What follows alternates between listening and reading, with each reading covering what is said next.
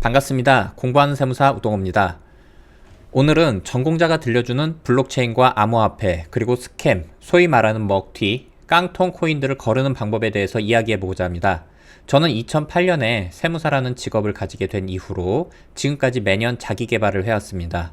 피곤한 인생인 것 같은데 아직까지는 즐겁습니다. 회계 쪽으로 경영학 석사, 박사 이후 코딩 공부를 하다가 이쪽도 학위를 취득해야겠다는 생각에 현재는 모 대학원에서 컴퓨터공학 석사 과정 중에 있습니다. 세부 전공으로 블록체인을 공부하고 있습니다. 저는 오늘 암호화폐는 좋다, 나쁘다, 돈 된다, 안 된다 이야기를 하려는 게 아닙니다. 자기 돈을 어디에 넣는다는데 누가 뭐라 하겠습니까? 다만 얼마 전 어떤 이야기를 듣고 여러분들이 최소한 이 정도는 알고 투자해야 할 것 같아 오늘의 영상을 찍습니다. 절대로 투자하지 말아야 하는 소위 말하는 먹튀, 스캠, 암호화폐 체크하는 방법도 뒤에 있으니까 영상 끝까지 봐주시고 구독, 좋아요 부탁드리겠습니다. 얼마 전 지인과 함께 커피숍에서 커피를 마시던 중 옆자리에 있던 대학생 커플의 이야기를 들었습니다. 여학생이 어플 설치했는데 뭐 사면 돼? 하고 물으니까 남학생이 핸드폰을 보면서 아무거나 사, 다 올라 이러더라고요. 여학생이 잠시 후 그럼 나 밀크 사야지, 이름이 예쁘네 하더라고요. 이 학생들은 코인을 산다는 것을 로또 사는 정도로 가볍게 생각했을 겁니다. 잃어도 상관없는 돈, 운 좋으면 몇 배 먹는 돈, 이렇게요. 그 자체가 나쁘다는 것이 아닙니다. 카지노를 가도 기분 좋게 놀다 오는 사람이 있는가 하면 거기에 중독이 되어서 빠지는 사람이 있잖아요. 그것과 마찬가지입니다. 기술이나 하다못해 뭐하는 회사인지도 알아보지 않고 무작정 사는 것 자체는 카지노에서 홀짝 게임을 하는 것과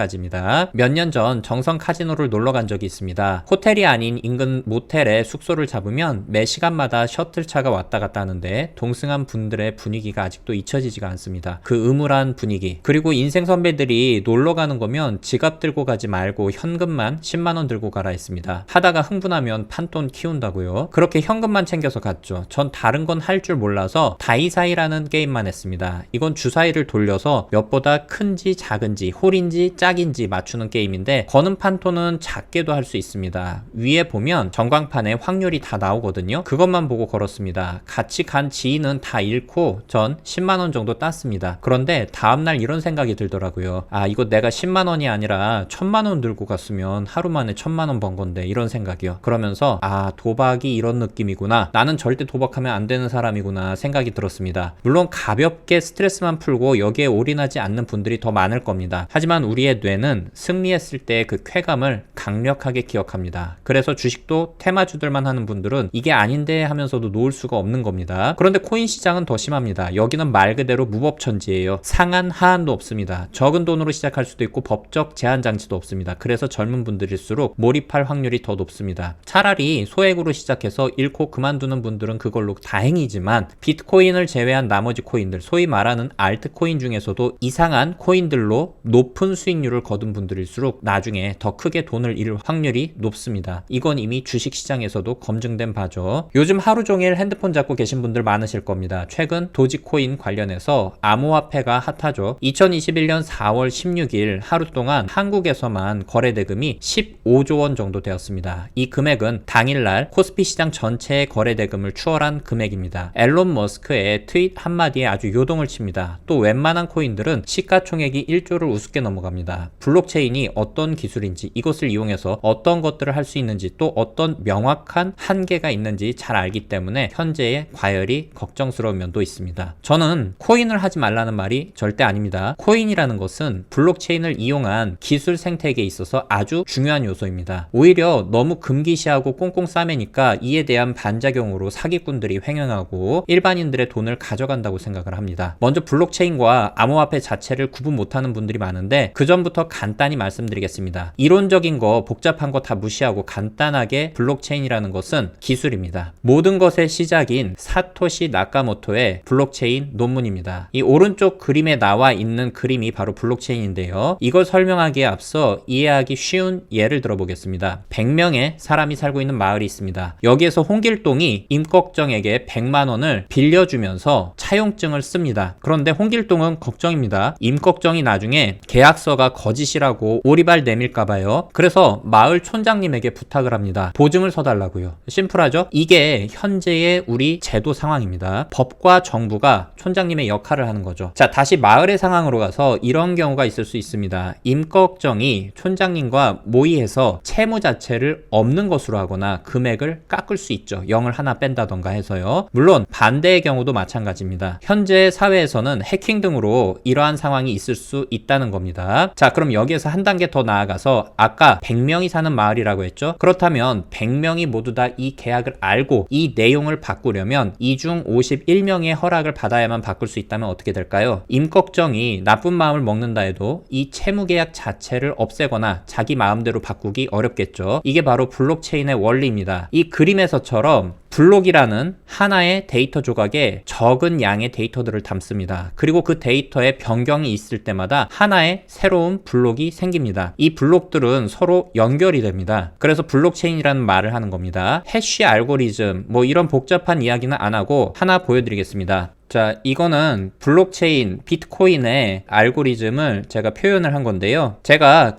아까 데이터를 담는다고 그랬는데 이런 식으로 안녕하세요, 저는 우동호입니다 라는 데이터를 담았습니다. 자, 그러면 이런 복잡한 알고리즘을 통해서 제가 전하고자 했었던 말이 이렇게 암호화되고 그 암호가 그 다음 데이터 블록에서 해쉬 알고리즘을 통해서 제대로 된 내용이다라는 것이 검증이 됩니다. 실제 이 과정은 하나의 컴퓨터가 아닌 많은 컴퓨터들이 함께 합니다. 이러한 컴퓨터들을 노드라고 합니다. 아까 마을을 예로 든다면 마을 사람들이 되겠죠. 그런데 중요한 게 이 블록체인이라는 것은 내부의 데이터를 바꾸려면 앞에 것들까지 수정을 해야 됩니다. 그런데 자연스럽게 뒤에 블록들이 생기는 것에 비해서 앞에 데이터를 수정을 하려면 불가능한 것은 아니지만 엄청나게 어렵습니다. 더군다나 하나의 컴퓨터를 어찌어찌 해킹을 했다 한들 아주 짧은 시간에 전체 노드의 과반수 이상을 동시에 해킹하지 않으면 해킹된 데이터는 다시 무시되고 원래대로 돌아가거든요. 그래서 블록체인은 해킹이 안 된다 뭐 이렇게 이야기하는 겁니다. 이러한 원리가 블록체인이라는 기술입니다. 즉 보안 기술인 거죠. 비트코인은 최초의 블록체인 기술을 이용해서 선보인 유즈 케이스인데 이걸 가지고 할 수 있는 게 별로 없습니다. 말 그대로 데이터 조각이다 보니 뭐 할 수 있는 게 없죠. 처음엔 이걸 화폐로 이용한다 어쩌고 했는데 이제는 뭐 더 이상 이걸 화폐라고 이야기하는 사람은 거의 없습니다. 인플레이션 해지용 투자 자산이죠. 암호화폐가 왜 화폐로서 인정받기 힘든지 기술적인 한계는 나중에 기회되면 별도로 영상을 만들겠습니다. 그래서 그 다음으로 나온 게 이더리움인데요. 비트코인의 기본적인 바탕에서 스마트 컨트랙트라는 것을 이용해서 블록 데이터 안에 여러 세팅을 할 수 있게 합니다. 이때부터 이 이더리움을 이용한 엄청나게 많은 사업 아이템, 우리는 프로젝트라고 부르는데요. 이러한 프로젝트들이 우후죽순처럼 생기게 됩니다. 우리가 알고 있는 대부분의 사례들이 이 이더리움을 근간으로 해서 제작됩니다. 우리나라 카카오나 네이버에서도 예전부터 블록체인 플랫폼을 준비 중에 있었고, 카카오의 경우 일본에서 그라운드엑스라는 자회사를 설립해서 클레이튼이라는 서비스를 준비했고, 이미 우리가 사용하는 카카오톡에 런칭이 되어 있습니다. 이러한 클레이튼도 이더리움을 근간으로 했습니다. 요즘 핫한 NFT 역시 마찬가지로 이더리움을 이용해서 쉽게 만들 수 있습니다. 그럼 우리가 이야기하는 암호화폐들은 뭘까요? 암호화폐는 크게 메인넷과 그 외로 나눌 수 있습니다. 메인넷이라는 것은 이 비트코인이나 이더리움처럼 그 자체가 플랫폼 역할을 수행할 수 있는 프로그램입니다. 일반적인 코인은 각 기업들에서 발행하는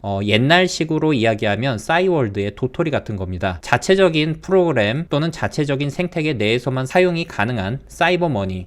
책 많이 사시는 분들은 예스24를 예로 들어볼까요? 자체 쇼핑몰에서 책 적립금이 쌓이죠. 그럼 이걸로 다시 예스24에서 책을 살 때 적립금으로 현금처럼 사용할 수 있습니다. 하지만 다른 곳에서 이용은 못하죠. 이게 일반적인 스타트업 기업들이 발행하는 코인입니다. 소위 말하는 알트코인 중에서도 소형 알트코인들요. 그리고 이게 기업의 생태계가 어느 정도 조성이 된다면 그 안에서 자유롭게 쓸 수 있는 게 있습니다. 우리나라에서는 아까 말씀드린 클레이튼이 그러한 경우입니다. 카카오 게임즈처럼 클레이튼 안에 여러 블록체인으로 이용 가능한 서비스를 묶고 그 안에서 공통적으로 사용할 수 있는 사이버머니를 만들어서 유통시키는 거죠. 그게 클레이튼이에요. 그 생태계 안에 들어온 기업들의 사이버머니, 즉 코인들도 내부적인 룰에 의해서 서로 통용이 되게 합니다. 예를 들면 우리가 해피포인트 적립하면 파리바게트에서도 쓸 수 있고 베스킨라빈스에서도 쓸 수 있는 것처럼요. 스타트업 기업들에서 자기네가 개발한 블록체인 플랫폼을 선전합니다. 그런데 앞서 설명드린 블록체인의 안정성이 확보되려면 노드, 즉 참여자들이 필요하죠. 이 참여자들은 본인 컴퓨터의 컴퓨팅 파워를 소모합니다. 즉 전기요금이 나가죠. 이에 대한 보상으로 토큰을 줍니다. 그런데 이 토큰 가격이 처음에 100원이라고 하고 줬는데 좀 지나니까 거래소에서 30원에 팔린다면 노드들이 참여를 안 하겠죠. 그래서 회사에서는 스테이킹이라고 해서 가지고만 있어도 이자를 몇 퍼센트 줄게 라고 합니다. 또 주식시장에서 자사주 매입처럼 발행회사가 주기적으로 토큰을 매입해서 소각합니다. 이 과정에서 가격이 오르겠죠. 바이낸스 같은 경우가 작년에 이것을 많이 했습니다. 자, 그럼 코인이라는 것에 대해 전반적으로 이해하셨을 것 같습니다. 이러한 기본적인 내용들을 상식적으로 안다면 무차별적으로 찍듯이 코인을 사지는 못하겠죠. 마치 기업의 재무제표도 안 보고 그냥 주식을 사는 것과 똑같습니다. 저는 세무사 일을 하면서 코인판에서 소위 말하는 찌라시 언론들도 사업자로서 봤고, 코인을 거래소에서 사람들의 이목을 끌기 위해 자전거래를 전문적으로 해주는 업체도 알고 있습니다. 제가 영상 앞에서 지금 코인판이 완전 무법지대라고 말씀드렸죠. 실제로 그렇습니다. 이 시장에는 투자자들에 대한 보호장치가 전무합니다. 나쁜 마음을 먹은 사기꾼들이 많습니다. 스캠이라고 하는데요. 대충 그럴싸하게 코인 만들어서 거래소에 상장시키고 자전거래를 통해 이목을 끌어 사람들이 투자하면 자기들이 만든 데이터 조각들을 팔고 회사를 문 닫는 경우가 굉장히 많습니다. 저도 공부용으로 코인 하나 만들고 있는데 이게 얼마나 쉽게 만들 수 있는 건지 나중에 영상으로 공유하도록 하겠습니다. 이것은 크몽이라는 사이트에서 이런 식으로 블록체인 자체를 얼마 안 되는 돈으로 제작할 수 있는 겁니다. 자, 그럼 제대로 된 회사를 어떻게 고르느냐? 여러 방법이 있겠지만 제가 보는 기준 몇 가지를 말씀드리겠습니다. 물론 저는 코인 투자보다는 코인을 발행하는 회사가 좋은 회사라면 그 회사의 주식에 투자하는 게 훨씬 좋다고 생각합니다. 다만 상장이 안 된 회사들이 많아서 코인에 투자를 하겠다면 이 정도는 꼭 확인하시고 투자하시기 바랍니다. 첫 번째는 백서를 확인하라 입니다. 화이트 페이퍼, 즉 백서는 일종의 설명서입니다. 이렇게 나와 있죠. 사업 계획서이기도 하고요. 이 회사는 저도 대학원 수업을 듣는 입장에서 발표 세미나를 준비하기 위해서 들어가 본 회사니까 절대 이 회사가 좋다 나쁘다 이런 거 아닙니다. 백서를 찾는 방법을 알려드리는 겁니다. 모든 회사마다 백서를 홈페이지에 공개하고 있습니다. 백서를 보실 때 뜬구름 잡는다 싶으면 무조건 걸으세요. 수익 모델이 명확하고 이해하기 쉬워야 합니다. 2번, 3번 읽었는데 뭐 하는 회사인지 모르겠다. 뭐로 돈 벌겠다는 건지 도저히 이해가 안 된다. 그러면 그냥 스캠, 즉 먹튀구나 하십시오. 돈 조금만 주면 뜬구름 잡는 백서 쉽게 만듭니다. 두 번째 방법입니다. 이런 식으로 구글에서 암호화폐 명을 치고 그 뒤에 소스 코드라고 쳐보십시오. 저는 클레이튼 소스 코드라고 친 거거든요. 그럼 거의 대부분은 이런 식으로 GitHub이라는 사이트에 소스 코드가 공개되어 있습니다. 개발자라면 이 소스 코드들을 직접 해석해 볼 수 있겠지만 대부분의 분들은 이게 뭔지 모르잖아요. 이런 식으로 GitHub에 들어가 보면 나오거든요.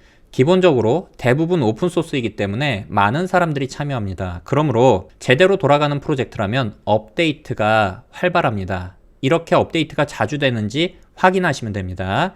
저는 여기에 이 프로젝트가 진짜 퍼블릭 프로젝트인지도 봅니다만 여기까지 이야기하려면 너무 길어지니까 비전문가 분들이라도 이렇게 백서를 봤을 때 명확하게 이해가 되는지, 그리고 오픈소스의 업데이트를 보고 제대로 돌아가는 프로젝트인지 정도는 누구나 다 확인이 가능할 것이라고 생각을 합니다. 다시 한번 말씀드립니다만 현재의 코인 시장은 무법천지입니다. 스캠, 즉 먹튀를 당해도 누구도 여러분들이 잃은 돈을 책임져 주지 않습니다. 100% 여러분의 책임입니다. 그러니 투자는 신중하게 하시기 바랍니다. 오늘 영상 시청해 주셔서 감사하고 도움이 되셨다면 좋아요, 구독 눌러주시기 바랍니다. 감사합니다.